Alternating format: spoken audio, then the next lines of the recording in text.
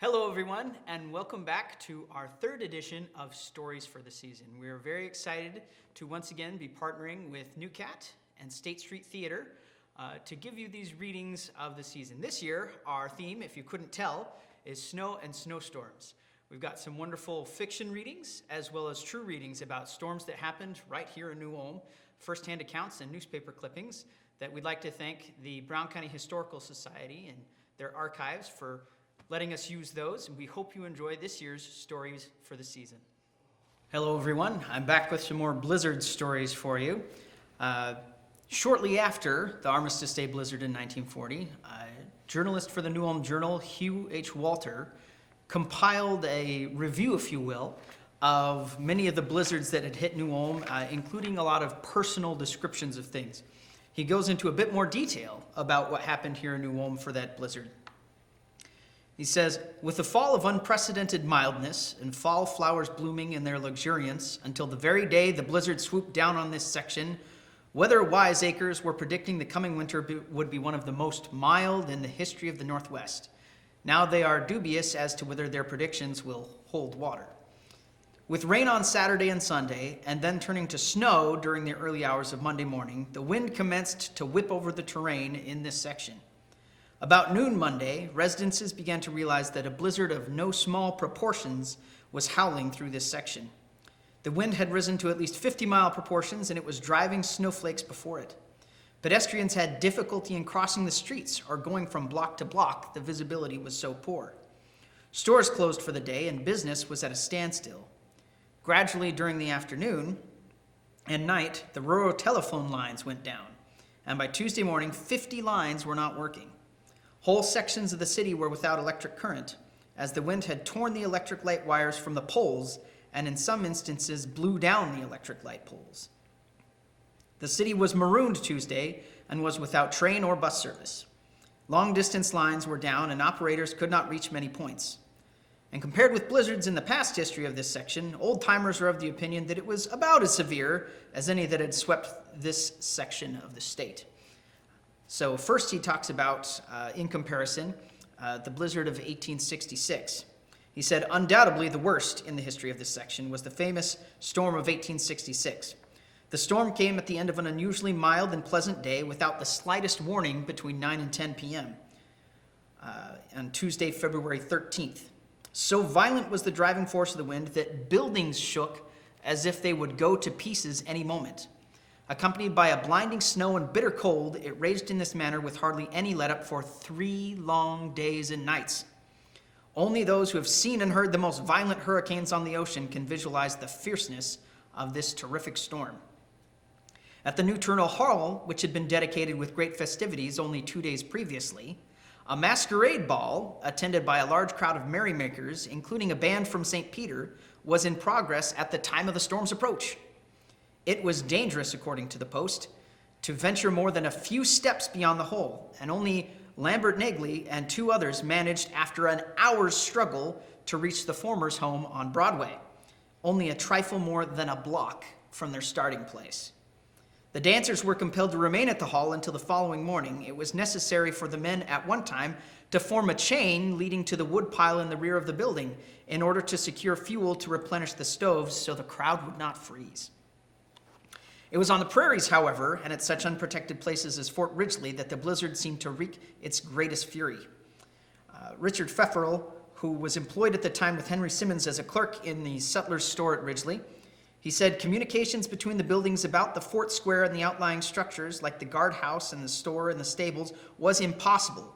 And for those who were unfortunate to be marooned in any of the latter at the time the storm broke, the suffering was intense. He said, in the sutler's store, while the wind was driving snow through a newly shingled roof, they managed to keep a fire burning continuously in an old box stove. But in the stables, where fire was out of the question, the men had to keep walking back and forth between the stalls all night long to keep from freezing to death. He often commented how fortunate it was that the storm broke during the night. He said, great suffering there was to be sure, but nothing like there would have been had the storm started in the daytime. Then there were less than 100 settlers living along the old trails between Fort Ridgely and Big Stone Lake, a small settlement at Beaver Creek, and another at Redwood Falls.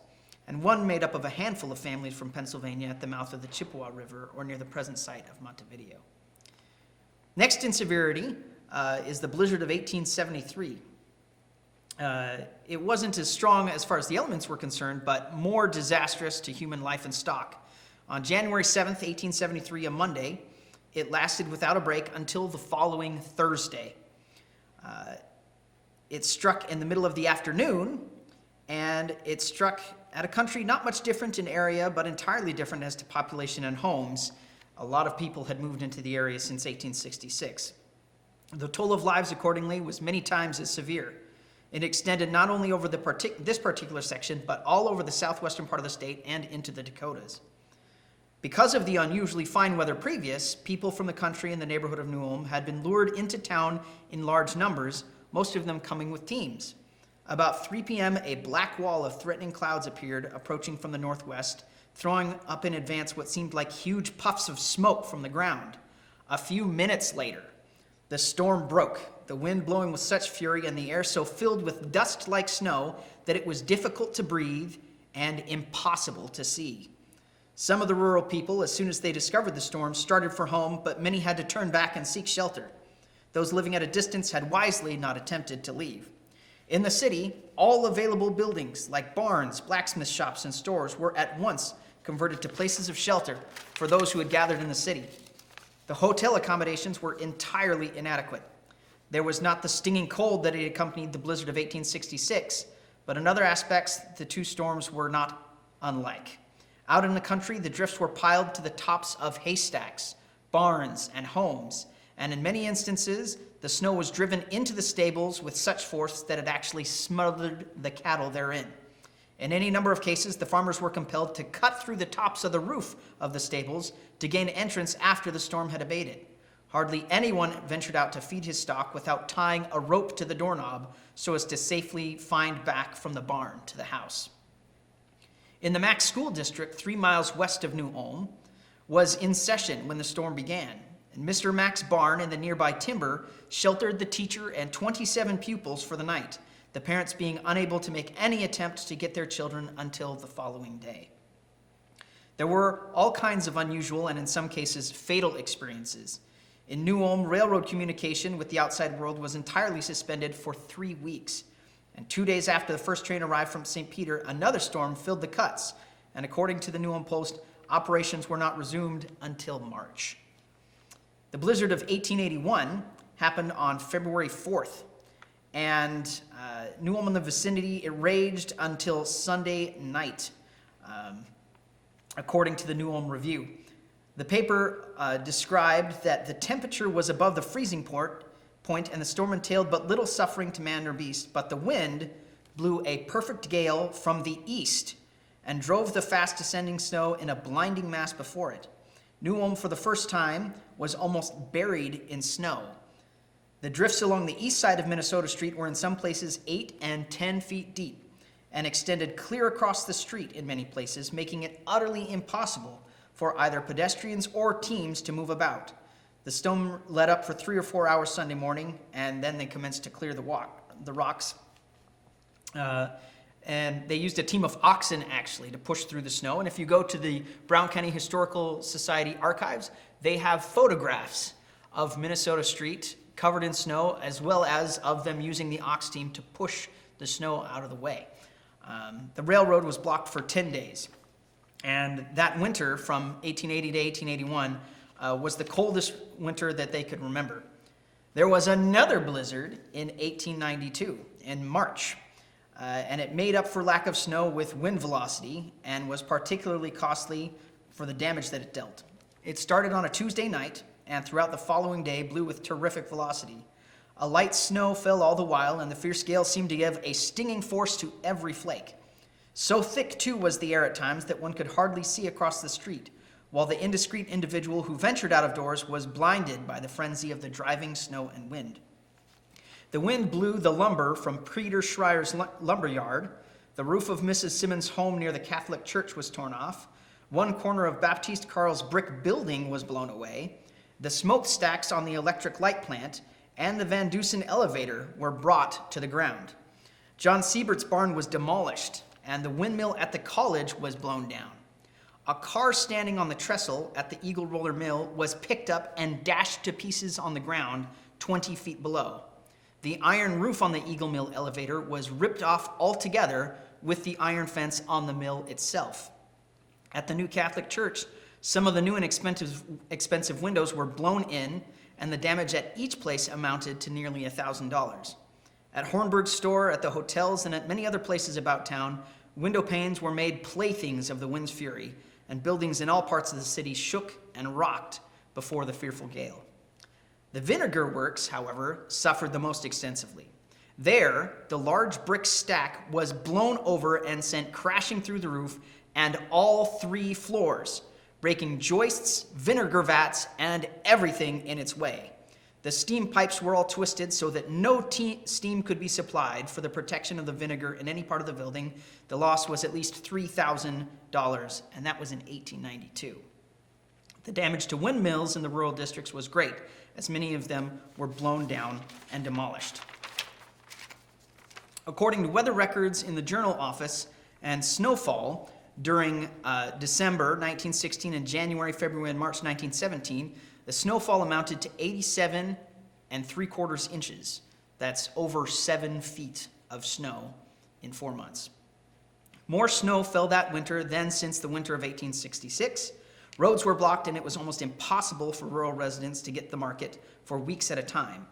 This was before snowplows on rural highways, and farmers either rode horseback to town or walked. Many of them chose to do the latter. Drifts were mountain high in cuts, and both railroad lines through New Ulm, as all over the Northwest, were out of commission for weeks at a time. The cold was severe, and there were 23 days when the thermometer registered 10 or more degrees below zero. 33 days of those 2 months showed below zero. So it was a very cold winter, and the Historical Society also has pictures of the snow from that winter. I have seen snow drifts shown in pictures from between New Ulm and Sleepy Eye that are almost as high as the top of the telephone poles, so drifts over 15 feet high. In 1935 to 1936, cold blizzardy weather hit again, and during that winter, over 85 inches fell, and there was an intense cold. The frigid blast started on January 13th and continued until February 22nd. During that period, there were 39 sub-zero days. On many of them, the thermometer registered in excess of 20 below zero. That was the winter that there was a fire on January 24th here in New Ulm, and damage there was in excess of $275,000 in 1935 and 36. And then there were multiple blizzards that hit in that year, 3, with much the same damage. So I hope you're enjoying the warm weather this December. Maybe we'll get snow for Christmas, but who knows? Those blizzards here in New Ulm pop up real quick sometimes.